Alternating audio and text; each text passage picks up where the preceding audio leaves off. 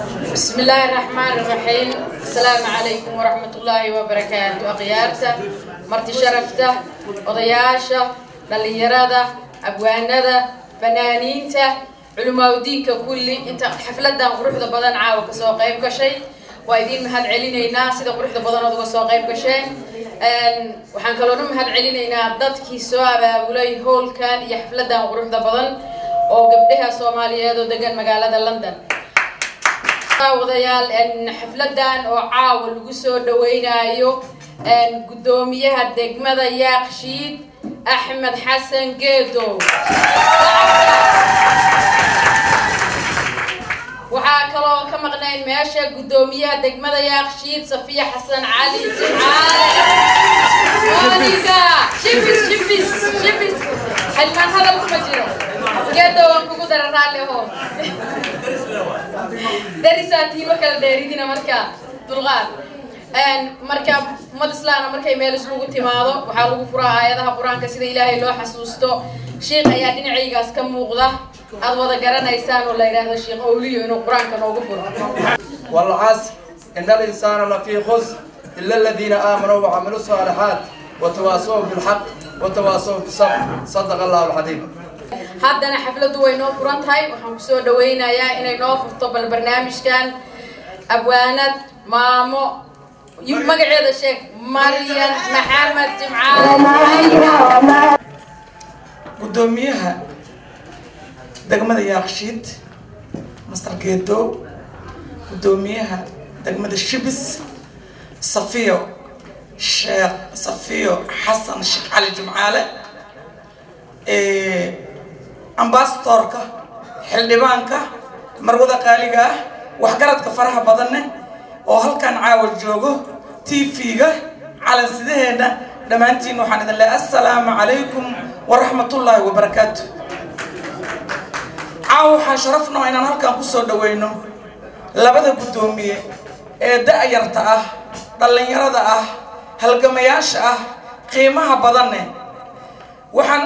ku soo dhaweynaynaa magaalada London oo ah magaaladoodii ay ka tageen waxaan leenahay dalkiina timideen dalkiina waa u socoteen dalkiina waa ka timideen qof walba laba dalaad labadiina leeyihiin aan leenahay waa idin soo dhaweynaynaa waa idin sii dhaweynaynaa waxaad tiin wakiilo noo joogo dalka Soomaaliya qaas ahaan magaalada Muqdisho waxaad tiin laba ruux oo aan ku tashano waxaad tiin dad maalintii la magacaabaan aad ugu faraxnay waxaan idin leenahay maamo anigoo labadoodaba eedo ah Safiyana eedo ah Geedowna eedo ah waxaan leenahay insha Allah ta'ala ilaahay ha idin garab galo ducaan idin ku kaalmeynayna dalka aan ognahay xaaladiisa aan ognaad ka shaqeysaan naftiiniyad u hibayseen idinka oo joogtiin London ee aad heli kartiin wax kasto oo qof walba uu noloshiisa iyo gurigiisa iyo amnigiisa iyo heesta ciyaalkiin intaad ka tagteen baad waxaad u diyaar garowdeen ciyaal kale oo Soomaaliyeed oo service kuwiina ay haystaan aanan haysanin inaad u shaqeysaan oo aad u qidmeysaan oo wax u qabataan taariikhda ayaa idin xusayso dad badan baan awoodin caaw inay ilmahooda ka tagaan labadiinaba ciyaal yar baad leedihiin idinkana dad dhalinyaro ahaatiin maadaama aad u tagteen ilmihiina way haystaan wax walba oo ku filan laakiin kuwa aan waxba haysanin inaad caawisaan waa wax garad la isdheer yahay dadnimo la isdheer yahay waxaan leeyahay labadiinaba waalidkiina ayaa idinku barbaariyay wadanimada iyo dadnimada iyo idinka oo isxilqaamay waxaan idin leeyahay soo dhawaada sii dhawaada garabkiina ilaahay ha kalo aad ma hasantaa Maryan Jacayl badaada iyo barnaamijkaada iyo suugaantaada markasta aadan ka tagin waa kaaga mahad celinaynaa haddana mikrofoonka waxaan ku soo dhaweynayaa ex xildhibaan Cabdiraxmaan Macalin marka hore waxaan rabaa inaan mahad celiyo dadkii qaban qaabiyay xafladan quruxda badan leh lagu soo dhaweynayo labada gudoomiye Geedow iyo Monica waxaana si gaar ah ugu mahad celinayaa walaashay Saciido Axmed oo si gaar ah igu casuumtay kan haweenimada intaas hadii aan ka gudbo waxaan rabaa waxaa jirta maamaha la yiraahdo shiila kuron شباب القرآن وشيل القرآن شباب القرآن ما Soomaaliyeed oo laga isticmaala jawhar Iiraan laga isticmaalo macnaheedu waxa qofka halkaan London ku fiican ama Quraan xawrna ku fiicnaanaya gudoomiye Geedow iyo gudoomiye Monica waxaad ogtihiin dhowr boqol oo kun oo UK ayaa ayagoo dhalinyaro ay kasoo dhex baxeen oo caan noqdeen oo ay waxweyn qabteen marka dadkii ayaga oo dhalinyaro ah kasoo dhex baxay dhowr boqol oo kun oo Soomaali ah ku nool jaaridan ku nool kasoo dhex baxay xamar waxaan u maleynayaa waa u sahlan tahay inay si sahlan dadka wax u qabtaan marka waxaan leenahay dadkan waa dad fiican runtii aad u sharaf badan active ah wax qabad badan ku naqaano waxaan markaa ku faraxsanahay inay maanta joogaan caasimadda Soomaaliya ay joogaan ay gudoomiye ka yihiin laba degmo waaweyn oo ah Shibis iyo Yakshiid si wanaag labada degmo muxuu ahay Shibis iyo Yakshiid dugsigii hoose laba sano markay iga dhineen waxaan ku bilaabay Monopoly oo xasuustaa dugsiga sarane waxaan ku dhamaystay Yakshiid oo hadda kana 70 ilaa hadda aan deganay ilaa hadda guriga kulay ma sha Allah marka waa laba xaafadood oo runtii taabanayo si gaar ah taabanayo aan soo barbaaray oo ku soo koray oo aan deganahay qaarkood aan degmada Yakshiid deganahay marka farxad iyo sharaf ay tahay laba qof oo aan jeclahay inay maanta madaxkii labada xaafadood aad u jeclaa aadan u mataqaana aan ugu faraxsanahay waxaan leeyahay dadka ku nool labadaas xaafadood labadaas degmo xaafad maan waa degmo labadaas degmo waxaan leeyahay annagaa soo tijaabinay waxa ay labadaas shakhsi oo meesha fadhiya annagaa soo aragnay garab ha lagu siiyo waa hubaa inay bedelayaan موقفك أي تاجنتها أي تحافظها استاجين إذا كسر مرنا وعامسنا هيك ربع لوسي هداتين لوضع مدة كذا كذا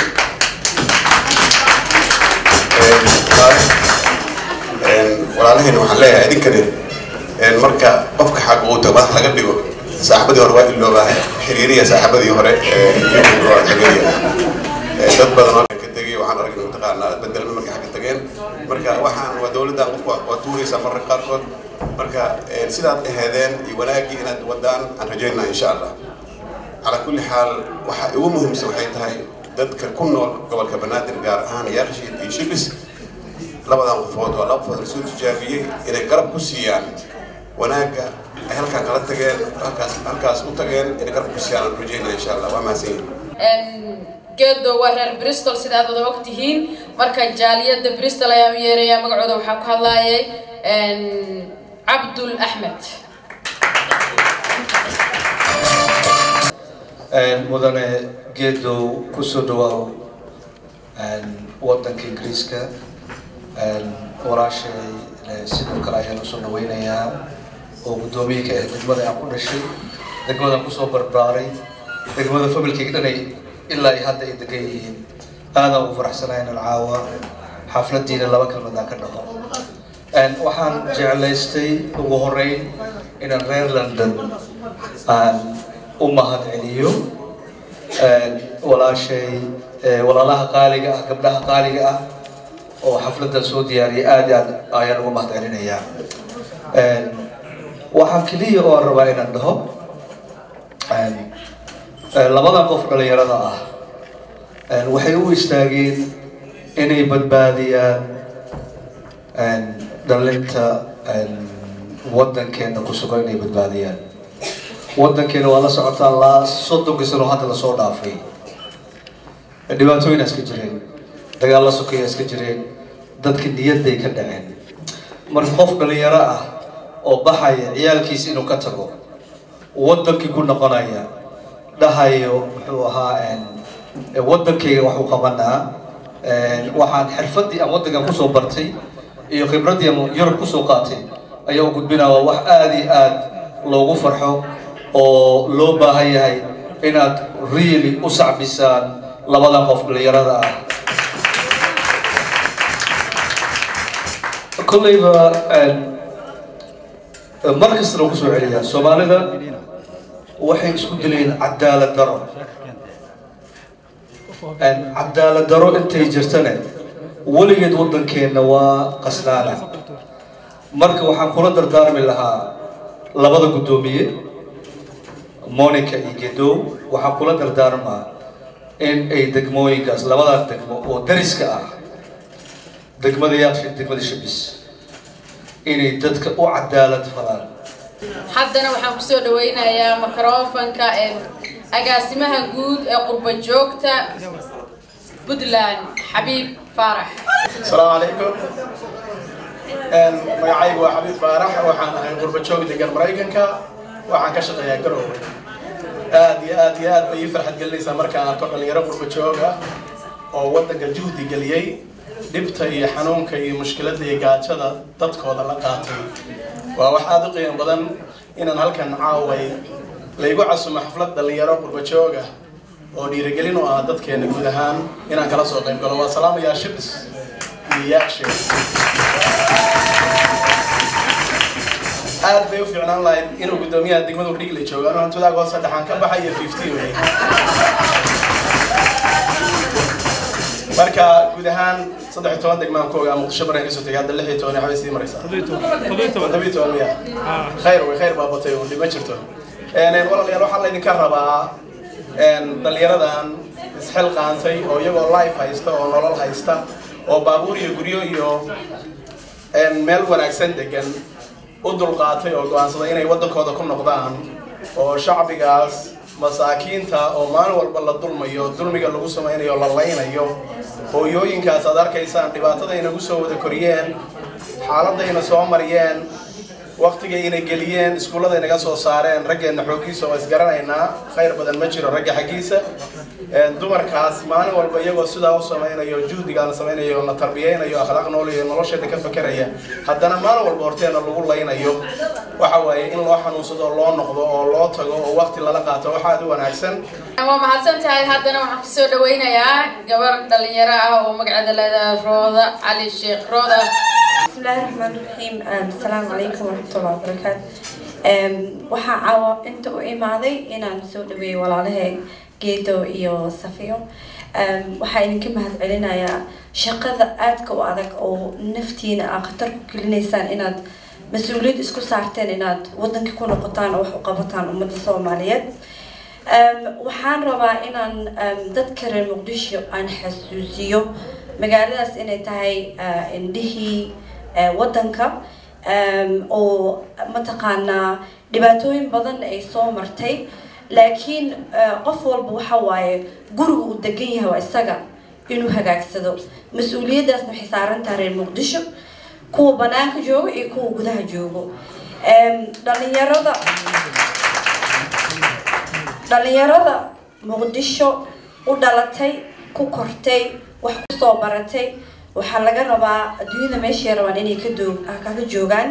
in ay noqdaan ay ku daysadaan dhalinyarada Hargeysa, Boosaaso, Garowe, Baydhabo, Kismaayo degan inay noqdaan ay ku noqdaan dad u shaqeynaya Muqdisho. waa mahadsantahay Rooda. dhinaca dhalinyarta haddaan ka wareegsado oon u wareegsado dhalinyarta cuslaatay qof baan yara wajigiisa doonayaa Yaasiin Bulsho soo dhawow. السلام عليكم ورحمة الله وبركاته. horta waxaan jeclaan lahaa intaan maarta wargelin waa kaftamaha waxaan u kaftamayaa inta meesha fadhido waxaa loo baahan horta sacabka in la xoojiyo.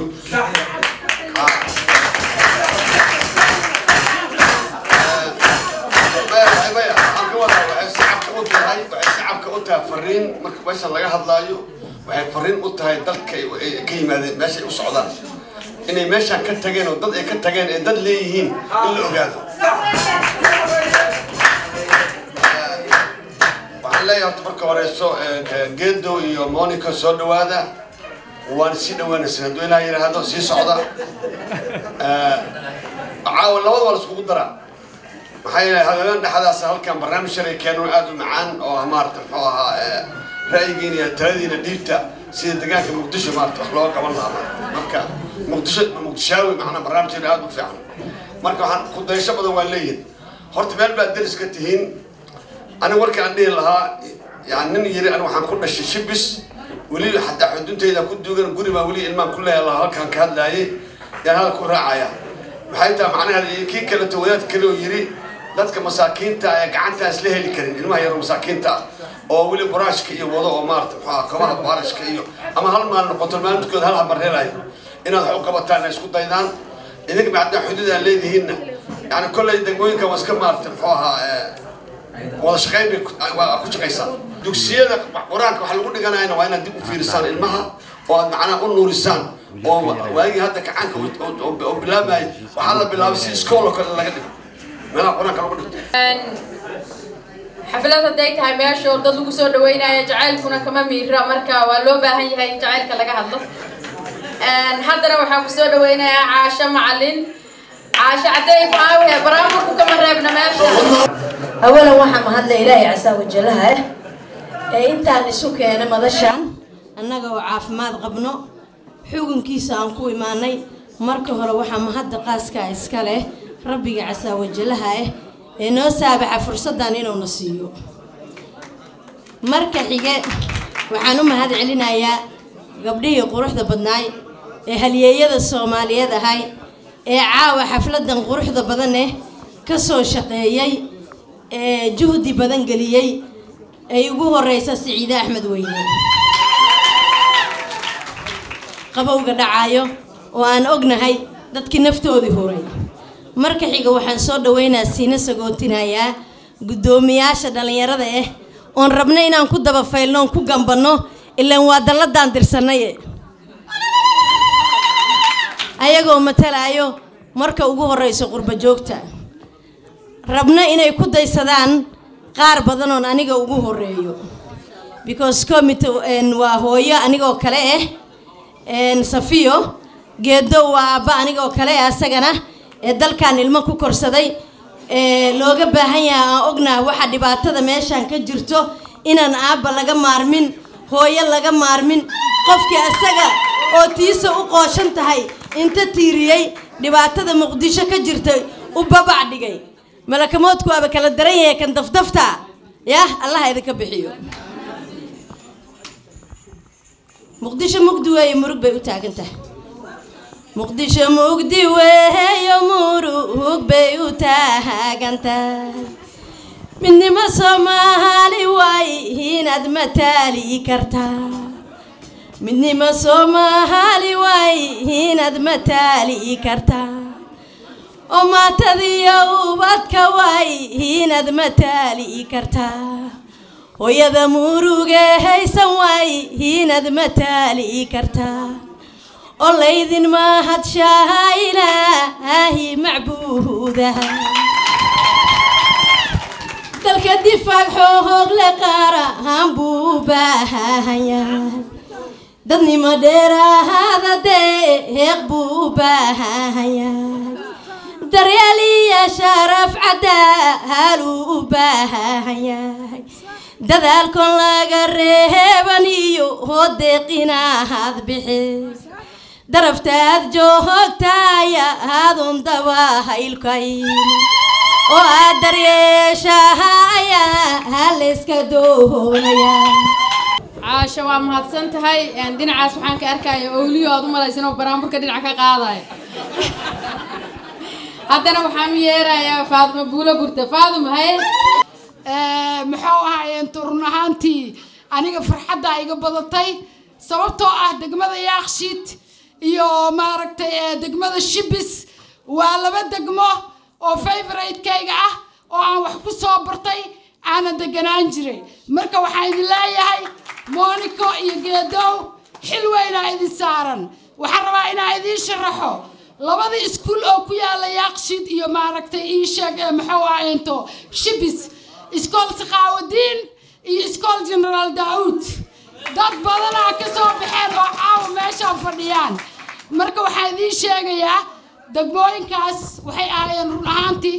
degmooyin ku caan baxay maaragtay waxbarashada tartamada maaragtay ii sheeg dugsiyada sare sida isboortiga fanaaniin badan ka soo baxday dad badan ka soo baxay for example hadaan soo qaato iskoolka General Daawud aniga waxaan ka baxay hoose dhexe General Daawud waxaan ka baxay sare General Daawud iskool General Daawud wuxuu lahaa meel lagu ciyaaro basketball wuxuu lahaa laabab sayniska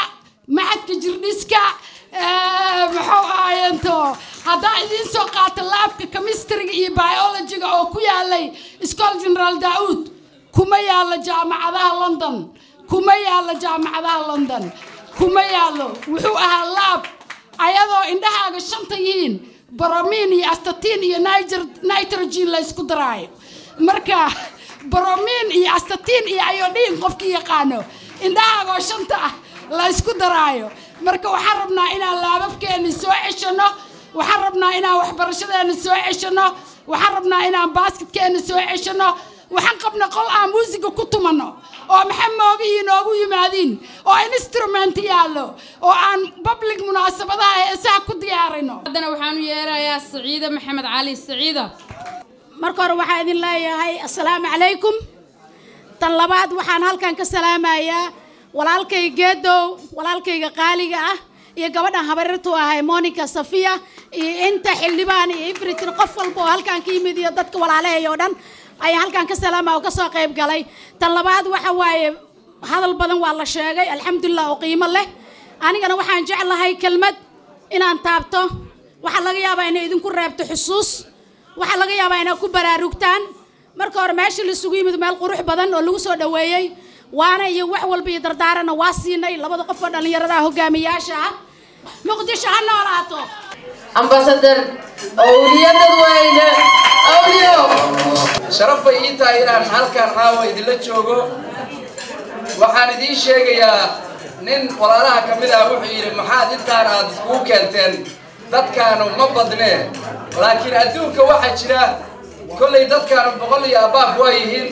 haddana laakiin waxaa adduunka jira wax la yidhaahdo quality iyo quantity waxaan rabaa inaan weydiiyo walaalkii wacdalihii caawa halkaa ka dhacay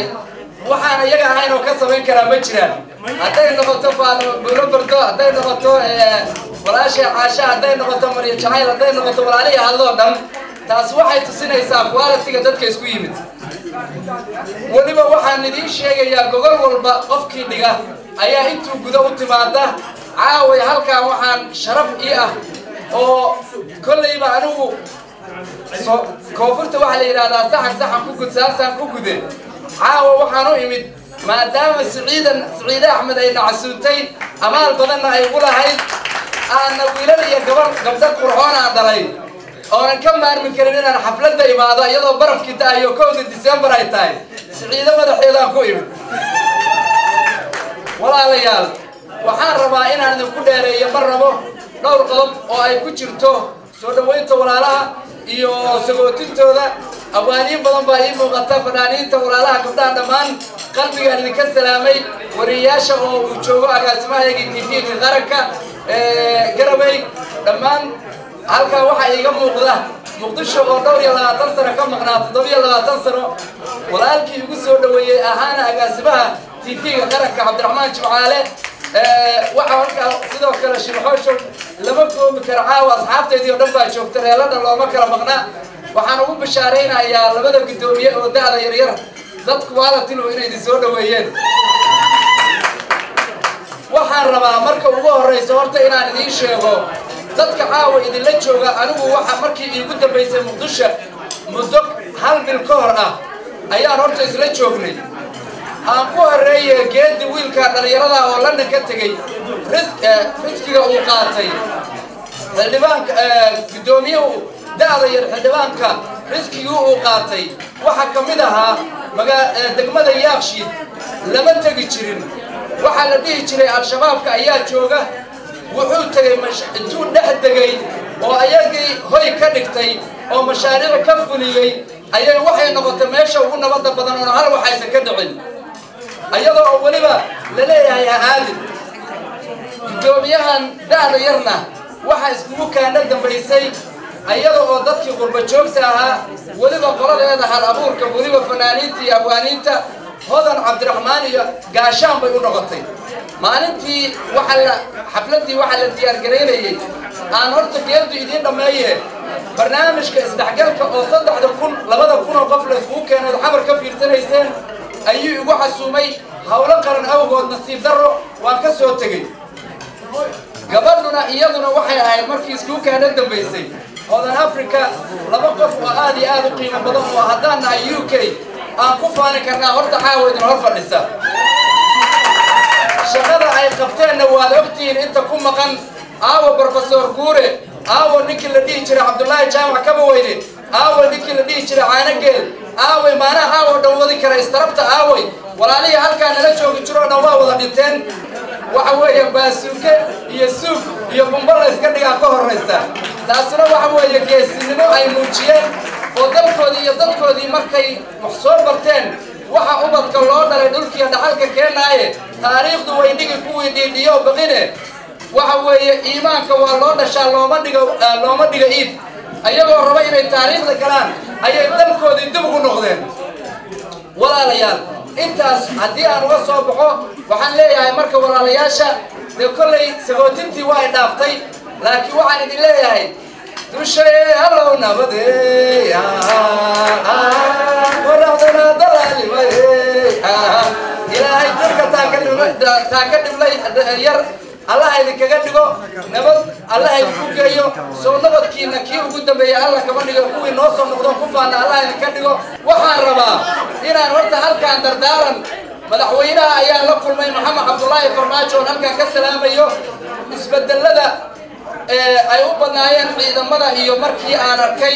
ضدك اللي بدلي فكر كي ويسيي مركي أنا إسكان جريي مركي أنا هوفر يستي أيام وحنا كسم يا ماسو asagana mas'uuliyiintana lagu hadlaayo mucaaradkana lagu hadlaayo shacabkana dardaaran faraysa inta aan wax kale u gudbin waxaan rabaa maadaama ay abaay soo istaagtay aragtayda badan inaan taa idin guda galo mas'uulkii shalay oo heede siyaasaddu meerto weeye marnaba xoog laguma raadso musuq iyo qabiil hamoodin inaad meel sare ku gaarto gumaadka marasta iyo carruurta xiliya ha ku raadin maamul bulshada magaceed ha dhaamin مستقبل كوبت كينا دورة ما يلا يا خلاف كداية الله ودتكو نوم بدوبو الله ودتكو نوم بدوبو معناها قرني ما درينه دنيا ما جعينها اللابي مركلي عندبو يبلونه ما دخل ما أنت يدقيسو معارك كريه الله ما الله يو أبواب وإنه قوة جوجية قوة كلام الله ما دخل ما أنت يدقيسو مرحلة الأكبر لجاري مدة الربيعي سمية مش حرد يسقى ما جوبته مرالك شعبكم ما فينا مسؤول كان قدر حلكيسة وحقبض يهاو كرموشن ولا يمام تردد كيغا كرسي مرنا جوبي مايو مرنا بديبو الدور الماينو الله وددكو نومي دوبو معناها قراني ما دارينو دنيا مالي عينها اللابي مركلة عندبو يقدرن وقال لي دي ما شفتو واحد ليه يا لقابضن مروخسي حلمها هقول له مروخسي حلمها هقول له مدحنا وقت قيادة السية معارض وناقة جديدة محافظ وحدثاء كفي عن مدني مو استاقا مانتي موشيا سمية إسكاشي تتكاد متشان وهيشة معناها قراني مدى الروحة مرنكا كلا قيبسان داية مواد اندفاع دلكاقا داشا يمان ديق عن مالنو الله وددكو نومي دوبو معناها قراني مدى رينو دنيا مقع عينها اللابي مركلي عندبو يقلينو intaas waa duco iyo hoga tusaaleen mucaarad iyo muxaafad ba waxaan rabaa inaan halkan idinkaga soo jeediyo waad la socotiin walaalayaal 8 February wixii ka dambeeyay dalka 720 sano waxaan ka dhicin ba ayaa la sameeyay horumarada anigu ma raba inaan ka sheekeeyo abaayo way ka xishootay balse waxaan rabaa hal qodob inaan taabto maxamed cabdullaahi farmaajo wuxuu sameeyay guddiga taakulada ciidanka qaranka Soomaaliyeed militariga ayuu sameeyay والله سقطين واحد نوجي من هالكان شكر محمود أفرح قبلها قيمها بدنوا مريم شعيل يدد بدنوا أي لفدبروا يهين إلا المرول بأسوأ حتى دمر كان استيه أيها اسم القامي هي هوريرتيو أي هالكا كوض بغدان يو دمانتود أيها اسم القامي صدق شر أيها نروح نقوق من مقالة لندن وحوي شكر محمود أفرح وجودك كتر سنيد أيها هالكان نوجد مد waxaan hadda ka soo baxay shir saraakiil ilaa 50 ah oo saraakiishii hore ah oo casho aan halka ku wada qaadano ka dhaadhicinaynay hameen hore odayaal baan u tagnay waxaan rabaa shacabka Soomaaliyeed oo ku nool UK inay guddiga taakulaynta ay wax ka qabtaan inay gacanta ka geystaan waxaad ogaatiin haddii ciidanka iyagu noo soo noqdo dalku inaan wax weeye inaan midnimadeedii iyo qarannimadeedii inaan la soo noqonayno waxaan idin leeyahay walaalayaal dalka idihiisi waa dadkiinaan caawa halkaa fadhiya dadkaana waxay u baahan yihiin taakulo dalku wuxuu u maqan yahay oo maanta inta la shirsanaya waa qurba joogtiina aqoonyahankiia waa faadimo buulo bardo intii ay sheegtay waxaan ku soo gabagabaynayaa dhaqdhaqaaqa farmaajo iyo dhibicda noo hoortay khayroo dhigiisii oo dhaafay khayrkiisa kaamil baa wadaantii dhuftay oo dhuraya xaalkii kuwa dhuwi og baa noo kaco dhiirana oo baqine dhabta ummadda rooshaa qabiil duuna raac lacage waa wada dhaqaatiir iyo digtoor dhiga tacliintii ilaahay ha dhowro salaamullahi calaykum soomaaliya dhowraato haddana waxaan kusoo dhaweynayaa makrofanka dhinaca footballka sidoo kelmado nooga yiraahdo maxamed cali salaad maxamed بسم الله الرحمن الرحيم السلام عليكم ورحمة الله وبركاته مركز روحان سلام يا فرحادية إن كسر غيب قال حفلة إن قيمها بدن ولا جسوا دوينا يو لبده قدومية أو مثل هي عاوة في لندن أمر بريستول لبده به إن جيدو iyo Monica ku soo dhawaad horta xafladan qiimaha badan rumaantii caaw ku talagelin aan meeshan aan farxad dadka la qaybsadaa qorshooga inaan ka hadlo kuma talagelin laakiin hadii la yidhi inaan hadlo ilaaha mahad iskale halkaan suuqayna keenay dhamaanteen dad badan oo runtii niga mudan jooga caaw in hadlaan waxa la yiraahdaa sportiga oo hadal sportiga waa miiskaas dambalkaas fadhiya maadaama isboortigu hada la yiri waxaan rabaa caaw in la qaybsado waan ogsoonahay degmooyinka ka timaadeen dhalinyaro badan oo joogta oo u baahan in la jiheeyo oo lagu jeeyo dhinaca isboortiga waxyaabo kale oo laga hadlinaa jira dhinaca fanka iyo suugaanta laftigeeda in lagu hago labadaas oo ah labada arrimo waxaan jeclaan lahaa sidoo dhaqsaha badan inaad kala qayb qaato inaad bilowdiin tournament especially labada degmo caawa matashiin inaan ka bilaawno tournamentii ugu horeeyay oo ay isbood galeen qurba joogta suun dhaqso waxaan jeclahay inaad waxaan maleynayaa inaad ku laabanaysiin dalkii annagu runtii laftirkeenu inaan waddan ku laabana qorsheenu ahaa oo aan dhalinyaro geyno bisha 20keeda laakiin nooma suuro gelin waxaan jeclahay inaan February tagno haddii la yiraahdo annagu qurba jooga oo dhalinyaro qurba jooga oo meesha la geeyo laakiin aniga myself waxaan jeclahay inaan tago December waxaan ballan qaadayaa inaan idinla furo barnaamijkaasna oo idinla furo inaan ka soo laaban waa maasantiin sidin inteen kale waa maasantiin waxaan sidoo kale magacaynayaa telefishinka oo isaguna fursadan isiin halkan ka hadlo iyo waxaan kaloo magacaynayaa dhammaan dadkii ka soo qayb qaaday barnaamijkan ee soo abaabulay ee noo suuro geliyay inaan caawakan isugu nimaadno oo aan ka hadalno waa idin salaamayaa mar kale عشان وناكسن هذه الله هاي والسلام عليكم ورحمة الله وبركاته. ومحسنتها محمد معلن حدنا وحن ميكروفون كسود وين يا محمد نور قليمو محمد. السلام عليكم دوينها نسوي ما أنت حفلة دان قيمها بدل يعني كسود وين إنه مستر جيدو يمسس مونيكا. وحدين الله ويلكم باك تو UK ومقالة أتكتكتين واحد سنة ديرتين إن أد نفتينا أهرتين سكرفايس أتسميسين وأد نجار رئيسين وطنك.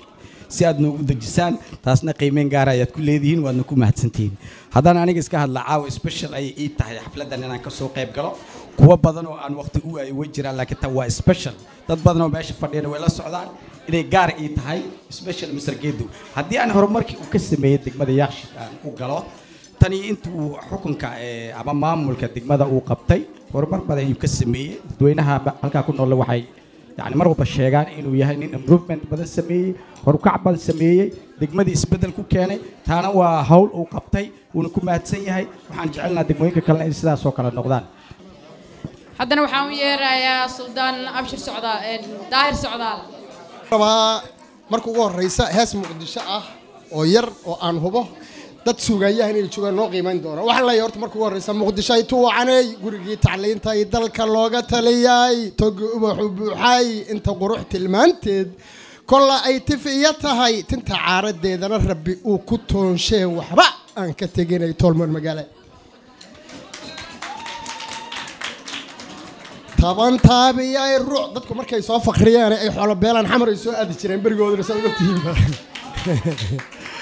taban taabiyay ruux waayuhu la tiiceen halka loo tilaabee loo tacabirayay dhulka taajiriinta hawateeda ugu wacan toostii u qaadeen cidi kula tartaminay aad baad u mahadsantahay wuxuu yidhi markaa mar haddii oolihii yimid wax badan baa iga lumay waa abwaan haddii xuub siibtay wuxuu yidhi hawateeda ugu wacanti toostii u qaadeen cidi kula tartiminay inkastoo tacbaantoo taa haysa waayo cadowtaankii kula dhacay timaaddaa muhiimahe tagtadii ilaa woo wiilkaa tabayseed u taahaysa weligaa farmaajaa tusmeeyo khayrana ku taabacay taabid baa inoo yidhi talo waxaan ku leeyahay ninka taabid diiday hadda waa taladiisa ninka taabid diidow idinkoo tigtiganoo gacan taagi karin baa tiirka leedo wallaahi waa idin toogan doonaa na dabagala low intuu leeyahaan qabaa waxa jiray suldaan waxaa tahay magaaladii nin muwaadin aan ahay muddo kaa maqnaayo sida igar maqaarey lagu maalay toobtaan muusa naabayaa ee muqdisho ayma nabadba waxaa tahay magaaladii lagu wada midoobee maandeeq xornimadii meeshay lagu yagleelee muuqaalka quruxde mawla uu ku siiyaan marna kugu hilmaamin muqdisho waa wada leenahay meel qoysa ka dhigin inaad macluuna saasuu leeyahay alla ya sharaf aniguna waxaan leeyahay xaruntii dalkaygiyo xamar oo iska da'ayo cirku ku xaragoodo ay xareedi jiifto dhalinyaro xarshaashta xayn u socoto xigaal laysu layiyo xumihii dhammaadeen oo inu wada leenahay laakiin xaqiiqada aan u tagno haddaan rabno inaan gol hooyo weeye magaaladani waa caasimadii Soomaaliyeed dadka ku noolina waa inay waxna ogolaadaan iyaguna waxay soo ogolaadaan markaas ayaana maamul loo sameyn karaa runtana waana maasantiin gudoomiyaha qaranka haweenka Soomaaliyeed nadiifo cali horyad nadiifo wa barakaatuhu waadin wada salaamay dhammaan ummadda Soomaaliyeed ee ku midaysan caaw inay soo wada dhaweeyaan labada gudoomiyaha degmada Yaaqshiid gudoomiye Geedow iyo gudoomiyaha degmada Shibis Safiya Sheekh waxa caaw farxad noo ah anoo ku hadlaya magaca haweenka qaranka Soomaaliyeed ee UK in aan caaw casho sharaftan ku soo dhaweyno kuna sii sagootindo gudoomiye Geedow iyo gudoomiye Safiyo waxaan leeyahay marti sharafta quruxda badan ee halkan caaw isugu timi gabdhaheena odayaasha siyaasiyiinta cuqaasha dhammaan fanaaniinta TV-ga qaranka aad iyo aad ayaan ugu faraxsanahay in caaw aan loo kala harin soo dhaweynta labada gudoomiye iyo waliba sagootinta waxaan leeyahay labada gudoomiye oo mid walbaba loogu soo sameeyay Safiyan loogu sameeyay London gudoomiye Geedowna loogu sameeyay Bristol caawana ay farxad noo tahay labadooda wada jira inaan u wada sameeyno casho sharaftan waad mahadsan tahay haddana waxaan u yeerayaa Faadimo Fande oo ah xiriirka caalamiga TV-ga qaranka Soomaaliyeed ahayadna agaasimaheennii hore mudanayaal iyo marwooyin qof walba meeqaamkiisii magaciisa ku salaamay maamulkana waan soo dhaweynayaa labada gudoomiye dhalinyarada ah waxaan idin leeyahay ku soo dhawaada London siina dhawaada maadaama shaqo badan ay idin taalo oo aan easy ahayn oo aan fududeyn ilaahay ha idin la garab galo kulay ducadaas ayaan idin soo diraynaa hadii ilaahay yiraahdo markaana waxaan ku soo dhaweynayaa munika ku soo dhawow gudoomiye adiga ayaan kugu soo dhaweynayaa bismillaahir rahmaanir rahiim assalaamu alaykum warahmatullaahi wabarakaatuh dhamaan odayaasha horta waa mahadsantihiin dhamaan sida ugu soo qayb gasheen xafladan quruxda badan leh aan ku soo dhaweynayna especially walaalkay Geedow ku soo dhawaaw magaalada London waxaan si gaar ah uga mahad celinayaa habartay Saciido iyo dhammaan intii ka soo qayb gashay jaaliyada London si gaar ahna waxaan rabaa inaan ugu mahad celiyo jaaliyada Bristol oo aan jeclaan lahaa inaan ka mid ahay UK haddaan nahnay horta waxaan nasiib u yeelanay maamulka gobolka Banaadir Taabid Cabdi Maxamed inuu ka tirsan yahay jaaliyada UK not only Taabid waxaa ka tirsan 4 gudoomiye hadda laba niila fadhiso waxaa naga maqan Cantoobe iyo Cabdikariin dhammaan dadkaan ogeen hadda ha ogaadaan UK gobolka Banaadir 5 uga joognaa taasi waxayna tusaysaa in reer UK ay yihiin dad muwaadiniin ah oo jecel wadankooda inay wax u qabtaan laakiin reer UK ilaa hadda hal ambulance ma gadin waxaan rabaa inaan wax yar ka taabto Geedow walaalkay oo marne ah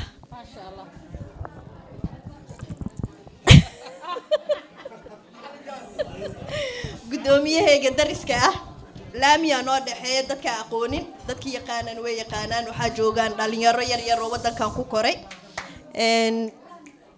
geedow wuxuu ka shaqeeyaa degmo aad u weyn aad iyo aad u culus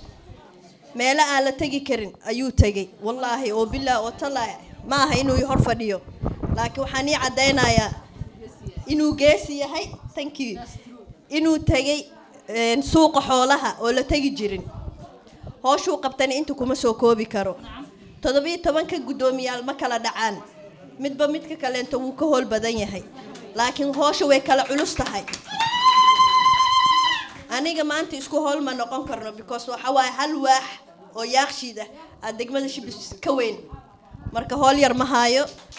ilaahay ha u fududeeyo dhamaanteena ilaahay ha noo fududeeyo noo soo duceeya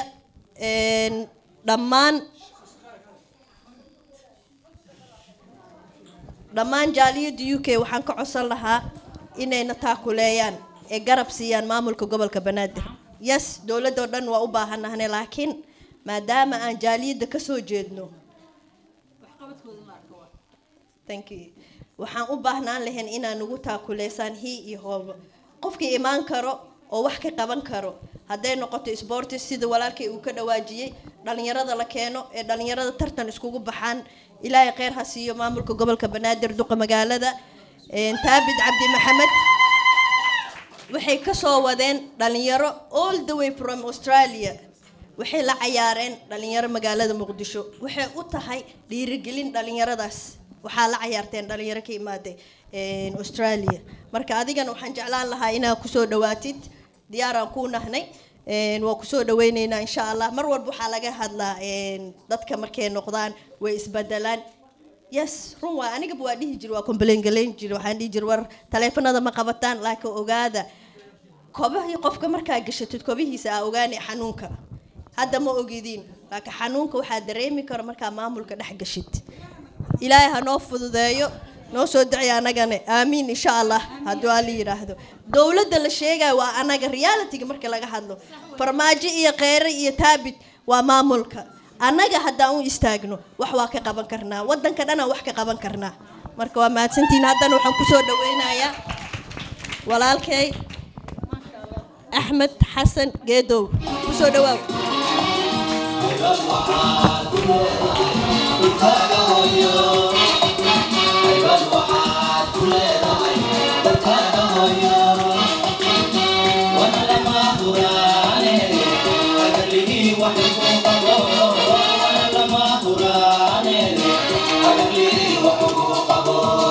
بسم الله الحمد لله وبعد السلام عليكم ورحمة الله وبركاته دمان رير UK وايد سلام حمدكم سلام تسلام السلام عليكم ورحمة الله وبركاته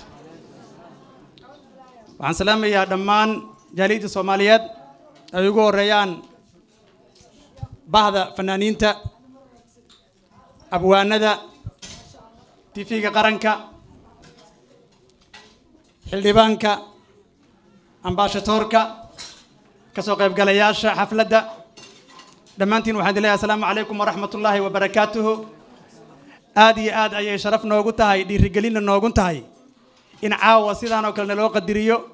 نلو شرفو نلو قيميو وكما دعلينينا وحان دريمينا شعورتي دعاوة قديسي وحكا لماهن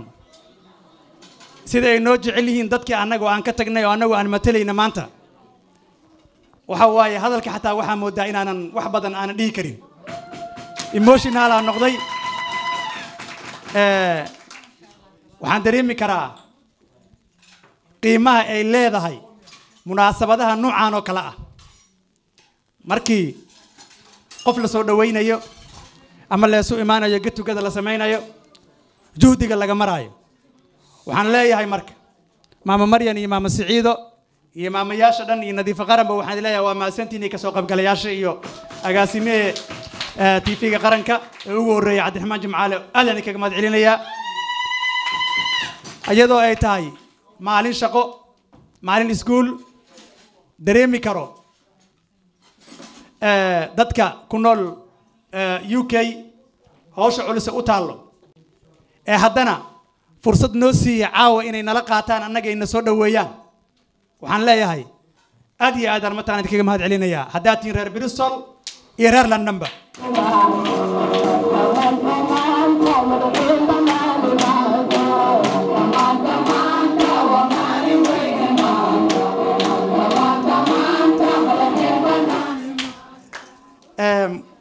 waxaan rabaa hadal yaroo kaftana waagii aan kaamiga ku jirnay Sheekh Cabdiraxmaan oo meesha ka sheegay jira dawlad waa dawlad dadku u furan yahay cidii wax qabaysana loogaga baahan yahay meesha inay wax ka qabato waxaan rabnaa marka anoo ka mahad celinaya cashada kana mahad celiyay reer UK afar gudoomiye ayaa waxay ku leeyihiin iyo gudoomiyaha gobolka dawladda maanta iyo gobolka Banaadir waxaan filayaa walaashay nadiif qaran waxay tiri hodan iyo holwadaag maanta UK ka tagan shibis iyo yaaqshiina UK ka tagan waxaan rabnaa marka inaana garab istaagtiin waxaan rabnaa inaad mataqaanaa muxuu bulshada dhiiri gelisiin waxaan rabnaa dadka qurba joogta inaad u noqotiin hormuud inaad u noqotiin